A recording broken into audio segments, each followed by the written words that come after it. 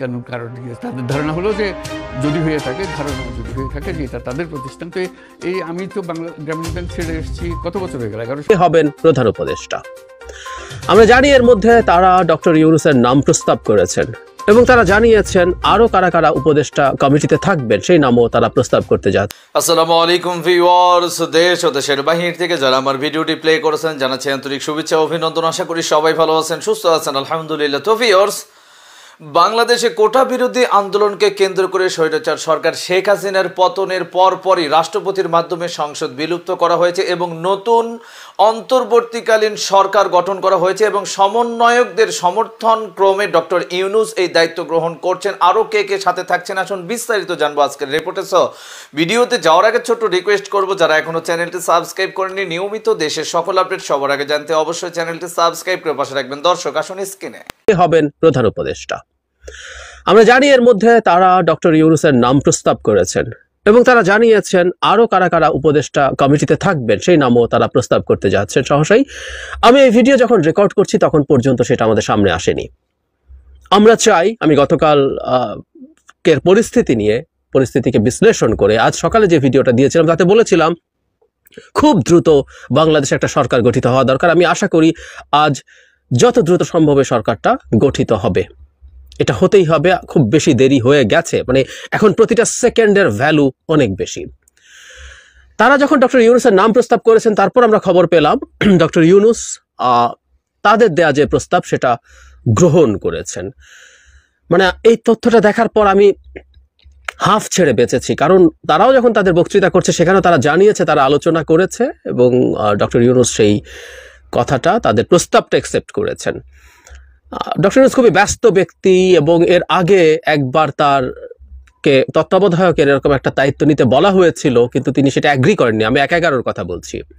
তারপর ইনি একটা রাজনৈতিক দল তৈরি করতে যান এবং সেখানে তিনি ব্যর্থ হয়েছেন। একরকম সবকিছু মিলে রাজনীতি বা ক্ষমতায় যাওয়ার প্রতি তার এক ধরনের বীতশ্রদ্ধা থাকতে পারে, কিন্তু জাতির এই ক্রান্তি লগ্নে ডক্টর ইউনূস রাজি হয়েছেন।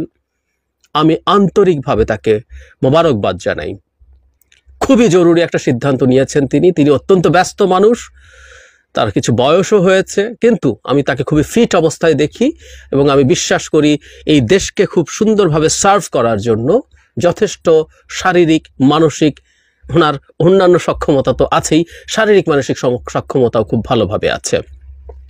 আমরা এই বৈষম্য বিরোধী ছাত্র আন্দোলনের বিভিন্ন ক্ষেত্রে তারা যা যা করছে, আমি অনেকবার বলেছি যে তারা চমৎকার সব সিদ্ধান্ত নিচ্ছে। এই যে ডক্টর ইউনূসকে এই মুহূর্তে সিদ্ধান্ত নেওয়া একটা অসাধারণ সিদ্ধান্ত, কারণ আমরা ডক্টর ইউনূসের কথা চিন্তা করি বা কোন সময়টা এখন বাংলাদেশ এখন এমন একটা সময়ে এসে দাঁড়িয়েছে যে সময়টা দীর্ঘদিন থেকে বাংলাদেশ সংঘাতের মধ্যে গেছে, কখনো মডারেট কখনো স্মল, কিন্তু মিড জুলাই থেকে এই সরকারকে পতন করানোর জন্য মারাত্মক সংঘাতের মধ্য দিয়ে দেশকে যেতে হয়েছে। ফলে দেশের মানুষের সামনে এমন একজন মানুষ থাকা দরকার যিনি সবার ঐক্যের প্রতীক হবেন। ডক্টর ইউনূস এই জায়গাটা খুব চমৎকারভাবে পূর্ণ করতে পারেন বলে আমি বিশ্বাস করি। কেউ কেউ কখনো কখনো তার এক ধরনের, তার বিরুদ্ধে মেজর কিছু নাই, এক ধরনের অভিমান আছে, এটা অভিযোগ না, অভিমান আছে। সেটা হলো তিনি জাতীয় প্রয়োজনে কখনো কখনো ঠিক সেরকম অবস্থান নেন নাই, কিন্তু আমরা তাকে গত বেশ কিছুদিন থেকে খুবই ভোকাল দেখতে পাচ্ছি।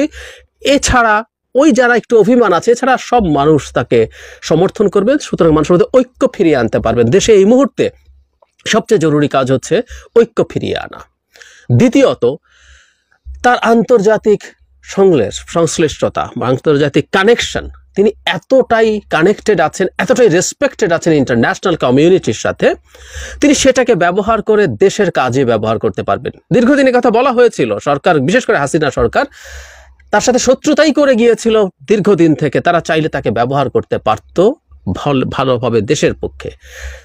ডক্টর ইউনূস সেটা পারবেন, আমরা খুব ভালো মতো জানি। মানে আমরা প্রায় নোবেল লরিয়েট বলি, কিন্তু ডক্টর ইউনূস শুধু নোবেল লরিয়েট কথাটা এরকম না, বা উনি আমেরিকার সর্বোচ্চ 2টো বেসামরিক খেতাব পাওয়া এসবও না।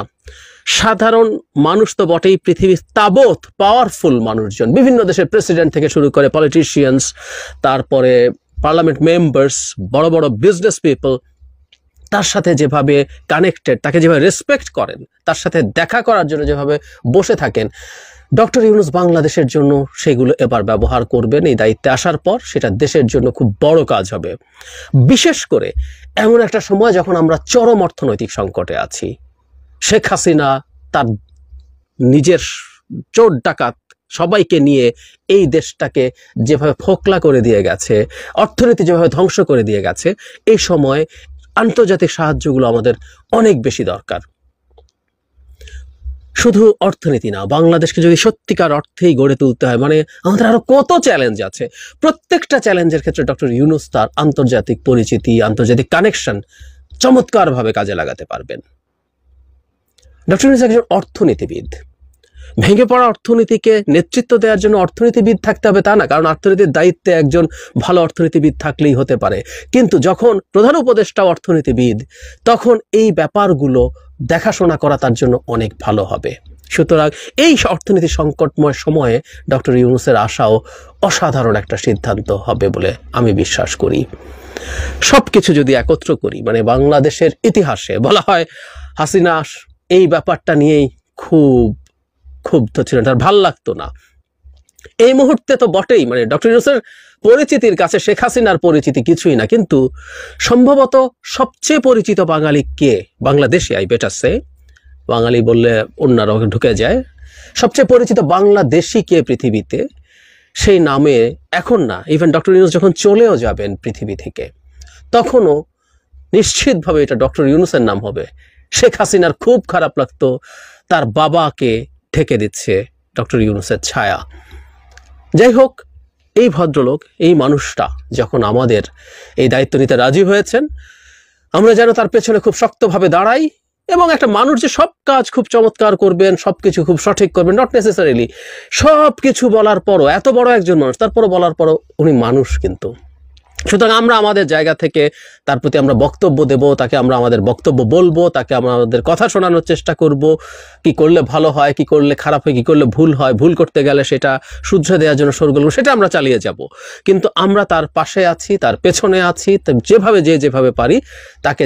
দর্শক, স্ক্রিনে আমরা ডক্টর ইউনূসের তত্ত্বাবধায়ক সরকার তথা অন্তর্বর্তীকালীন সরকার হওয়া সম্পর্কে বিস্তারিত জানলাম। এ বিষয়ে আপনাদের মতামত কমেন্টে জানান, কেউ ভিডিওটি স্কিপ করবেন না। ডক্টর ইউনূস যদি বাংলাদেশের অন্তর্বর্তীকালীন সরকার হয়, তাহলে আগামী নির্বাচন থেকে শুরু করে দেশের নতুন সরকার গঠনের ক্ষেত্রে সমন্বয়করা কিভাবে সিদ্ধান্ত গ্রহণ করবে, বিস্তারিত থাকছে এই রিপোর্টে। সদস্যদের নামও আমরা সকালের মধ্যে ঘোষণা করব। প্রিয় বন্ধুগণ, দেশে যে অরাজকতা চলছে, মানুষের জীবনের নিরাপত্তাহীনতা চলছে, সেজন্য আমরা রাষ্ট্রপতির কাছে আহ্বান জানাচ্ছি দেশে আইন শৃঙ্খলা পরিবেশ ফিরিয়ে আনার জন্য দ্রুত সময়ের মধ্যে কার্যকর ব্যবস্থা নিতে হবে এবং আইন শৃঙ্খলা বাহিনীকে সহযোগিতা করার জন্য মুক্তিকামী ছাত্র জনতাও রাজপথে থাকবে এবং অন্তর্বর্তীকালীন সরকার গঠন না হওয়া পর্যন্ত মুক্তিকামী ছাত্র জনতাকে রাজপথে থেকে তাদের যে অভ্যুত্থান, সেই অভ্যুত্থানকে রক্ষা করতে হবে। বৈষম্য বিরোধী ছাত্র আন্দোলনকারীরা অন্তর্বর্তীকালীন সরকার হিসেবে ডক্টর ইউনূসকে চায়। ডক্টর ইউনূসকে তারা প্রধান উপদেষ্টা হিসেবে চায়। প্রধানমন্ত্রীর পদ থেকে শেখ হাসিনার পদত্যাগের পর অন্তর্বর্তীকালীন সরকার গঠনে রূপরেখা দিয়েছে বৈষম্য বিরোধী ছাত্র আন্দোলন। তারা অন্তর্বর্তীকালীন সরকারের প্রধান উপদেষ্টা হিসেবে শান্তিতে নোবেল বিজয়ী অর্থনীতিবিদ অধ্যাপক ডক্টর মোহাম্মদ ইউনূসের নাম প্রস্তাব করেছে। প্রিয় বন্ধুগণ, আমরা রক্ত দিয়েছি, শহীদ হয়েছি, আমাদের যেই প্রতিশ্রুতি একটি নতুন বাংলাদেশ গঠন করার জন্য, সেটিকে আমাদের অবশ্যই বাস্তবায়ন করতে হবে এবং অবশ্যই ছাত্র জনতার প্রস্তাবিত সরকার বাদে কোনো ধরনের সরকার কিন্তু মেনে নেওয়া হবে না। আমরা বলেছি, কোনো ধরনের সেনা শাসিত সরকার অথবা সেনা সমর্থিত সরকার অথবা এই ফ্যাসিস্টদের, দোসরদের কোনো বি টিম সরকার কিন্তু আমরা মেনে নেব না। কোনো গণবিরোধী সরকারকে মেনে নেওয়া হবে না। ছাত্র জনতার অভ্যুত্থানকারী যে প্রস্তাবিত সরকার, অন্তর্বর্তীকালীন সরকার, যেটা আমরা সিদ্ধান্ত উপনীত হয়েছি ডক্টর মোহাম্মদ ইউনূসকে প্রধান উপদেষ্টা করে এই সরকার গঠন করা হবে, সেই সরকারকেই বাস্তবায়ন করতে হবে অবিলম্বে। আগামীকাল সকাল থেকে সকলকে আহ্বান জানাচ্ছি রাজপথে থাকার জন্য এবং আমাদের যে সাম্প্রদায়িক সম্প্রীতি এবং রাষ্ট্রীয় সম্পদ রক্ষা কমিটির ঘোষণা হয়েছে বৈষম্য বিরোধী ছাত্র আন্দোলনের নেতৃত্বে, সকল পাড়ায় পাড়ায়, এলাকায় এলাকায় সেই কমিটি পাহারায় থাকবে। আমাদের সংখ্যালঘু কমিউনিটিকে আমাদের রক্ষা করতে হবে, রাষ্ট্রীয় সম্পদ এবং এই দেশকে রক্ষা করতে হবে আমাদের। বিসমিল্লাহির রহমানির রহিম।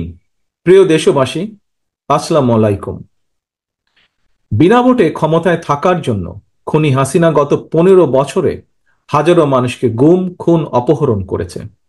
হামলা চালিয়ে, মিথ্যে মামলা দিয়ে লক্ষ লক্ষ মানুষকে করেছে ঘরছাড়া।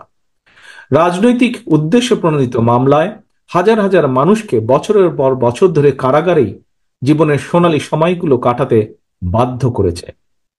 খুনি হাসিনার অত্যাচার, নির্যাতনে, নিপীড়নে দেশের গণতান্ত্রিকামী মানুষ ক্ষুব্ধ, বিক্ষুব্ধ এবং এ কারণেই গণ আন্দোলনের মুখে খুনি হাসিনা পালানোর পর নির্যাতিত নিপীড়িতদের কারো কারো হয়তো আচরণে হয়তোবা ক্ষোভের মারাত্মক বহিঃপ্রকাশ ঘটেছে।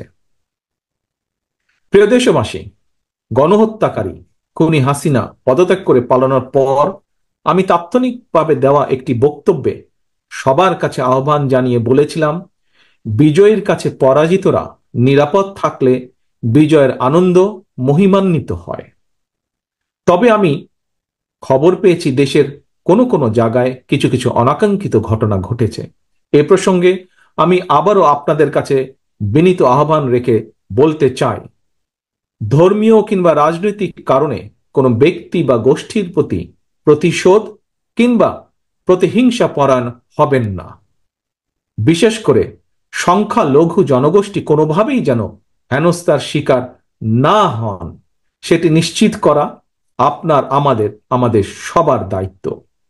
কোন ধর্মীয় উপাসনালয় ক্ষোভের বহিঃপ্রকাশ ঘটাবেন না। Subscribe now, Respect American TV.